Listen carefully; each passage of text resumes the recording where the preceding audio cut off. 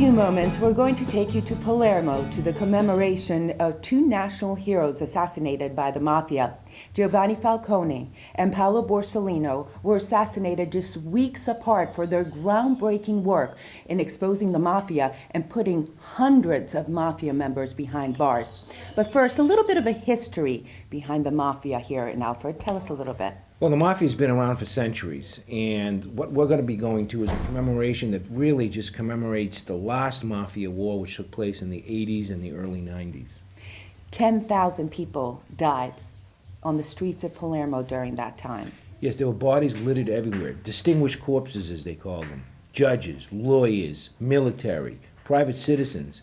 Everybody was assassinated during the struggle between the people from Palermo, the old guard, and the upstart Corleonesi from Corleone. Alfred, how would you compare this assassination, the assassination of the two men, to something that Americans could perhaps relate to? Probably the closest thing that I can come to would probably be the assassination of John F. Kennedy in the 60s, or even 9/11. That's how much it affected the national consciousness of Italians. Okay, now off to Palermo. See you later.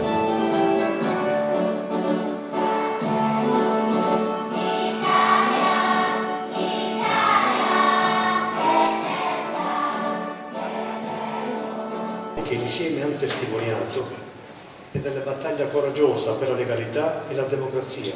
Italian President Sergio Mattarella, the first Sicilian elected to the position, described mafia as a pervasive cancer that trampled on people's rights. He spoke on May 23rd, on the anniversary of the assassination of Judge Giovanni Falcone in Palermo. Il giudice Giovanni Falcone e almeno 3 uomini della scorta, 20 le persone che sono rimaste. This was also a day to commemorate Falcone's murdered colleague, Judge Paolo Borsellino, and all those who died fighting the mafia. Francesca Morvillo, magistrato e moglie Giovanni Falcone, Rocco Di Ciglio, Vito Schifani. Mattarella, whose brother was murdered by the mafia in 1980, vowed to beat the mafia and eliminate it from society. He said that it is incompatible with freedom and human coexistence. Elected officials, leaders, and dignitaries from all over Italy attended this event in Palermo. States to know about today's event. Gli Stati Uniti devono sapere che sono stati sempre. Italian Senate President Pietro, a Sicilian and a crusader against the mafia himself, told us that Americans have always helped this country fight against the mafia, and he hopes that Americans will always stay united in the cause. Official ceremonies were also held in 6 other cities throughout Italy, including Milan, Gattarico, Florence, Naples, Rosarno, and Corleone. Rai TV broadcast from the various sites.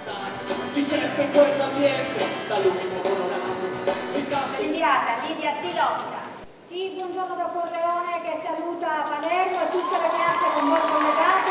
E questo è un lungo applauso della piazza di Corleone. The event was organized by the Italian Ministry of Education and the Falcone Foundation, headed by Maria Falcone, Giovanni's sister. Students played a major part in the ceremonies, and later thousands took part in various anti-mafia rallies and marches. It's an important message for all generation and against mafia. It's important to remember it because we have to share this idea in all the world. With the world. The story of these two judges is one that is seared in the minds of Italians and Sicilians. Judges Giovanni Falcone and Paolo Borsellino were assassinated by the mafia for their groundbreaking work on exposing the structure and culture of the mafia. Corruption, kickbacks, violence, not only in Sicily, but also the mafioso in the United States. They were part of a team that was instrumental in putting hundreds of mafia members behind bars, culminating with the 1986 maxi trials held in this very bunker courthouse. 475 mafiosi, including high-ranking leaders and soldiers, were tried for serious crimes. The bunker is located inside the walls of the Orchestra prison and built to withstand a rocket attack. These are the prison cells where the criminals were held during the trial. Over 8,500 documents were collected and used in evidence. The trial lasted about a year and a half and is considered to be the biggest trial held in the world. After the trial, Falcone and Borsellino would continue their crusade despite political opposition and uncertainty in Sicily and Italy. Like many other heroic mafia fighters before them, the inevitable happened. On May 23, 1992, Judge Falcone, his wife Francesca Morvillo, also a magistrate, and 3 police escorts were on their way from the airport to visit family in Palermo when a half a ton of remotely detonated explosives hidden under the road ripped through the highway, killing all of them. The blast was so powerful that it registered as a small earthquake. Over 1/4 mile of the highway was cratered. The citizens of Sicily and Italy were outraged. The Italian parliament declared a national day of mourning. Thousands from all over attended the funeral. On July 19, 1992, 57 days after Falcone's death, his dear friend and colleague Judge Borsellino was killed in another blast. Borsellino was visiting his mother in Palermo. Some accounts say, as he pressed the outside buzzer leading into the house, there was a massive explosion. 5 other police officers escorting him were also killed.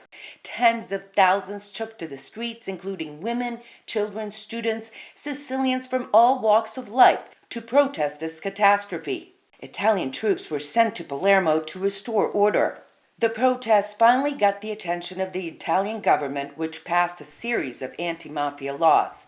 But the work continues. The anti-mafia movement in Sicily has gained significant momentum since Falcone and Borsellino were assassinated. There's a palatable shift in the attitude of the new generation of Sicilians. Ci sono anch'io means I'm here too. Hashtag Palermo chiama Italia means Palermo's calling Italy. We caught up with 2 students who traveled from their home in Ragusa to attend one of the marches in Palermo on May 23rd. I liked the way that the people believed in it. Like we come from a town, probably one of the few towns in Sicily where there is no mafia. We don't have the concept. We don't know what it means to live in fear of having an activity and not being able to have the money because you have to pay for something that is obviously unfair. And I saw in other people's eyes the anger, I can't take it anymore, it's enough. I want the state to be clean, it was very intense. I didn't expect it would be so intense because it was people my age, 16, 18, that were shouting, were screaming. Talking to people of our age, like 14 to 18, it's very important to let them know the event of mafia, the event of mafia, and let them know why is it wrong. But thousands of children are still at risk, especially in cities like Catania, where the appeal of money through crime is still very real. Organizations like the Falcone Borsellino Orchestra, headed by Alfia Milazzo in Catania, give children an alternative. The organization not only teaches children how to play instruments and about culture, but also instills in them life values and basic principles. The orchestra performs all over Italy and has saved hundreds of so-called invisible children from the mafia. I asked Alfia if she was afraid for her life. Noi non abbiamo paura di morire. Borsellino diceva che chi ha paura di... She said no, like Borsellino said, those who are scared die every day. Those who are not only die once. She says it's crucial to stand up for what you believe in, and in the end, truth and justice will prevail. Alfia says it's critical that the memories of men like Falcone and Borsellino, as well as countless before them who fought against the mafia, remain in the forefront.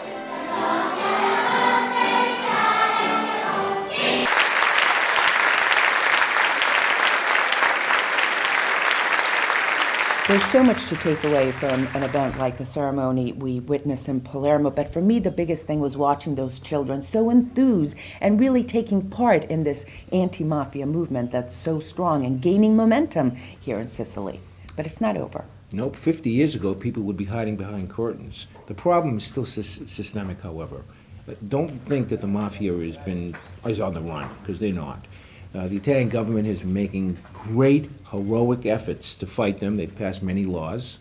At a period of time, even after the assassination, they actually occupied Palermo to kind of keep things a little bit in order over here, but they're still around. I have to hope that as time passes, the curse, the cancer that is called the mafia will fade into oblivion, and Sicilians can finally stand up and take that yoke of oppression off them. This is our hope in any case. The Pope has spoken out against the mafia. The President of Italy came to this ceremony, and so did many other national dignitaries. That sent a strong message. One had his brother assassinated during the mafia wars, and the other was the lead prosecutor in the Maxi trial. So yes, it's profoundly important that the national political figures, for the first time, made an appearance in Sicily. Hugely important. Hope you enjoyed this episode, and if you'd like to check out some of our other episodes, go to www.evazmediagroup.com. See you next time. Ciao.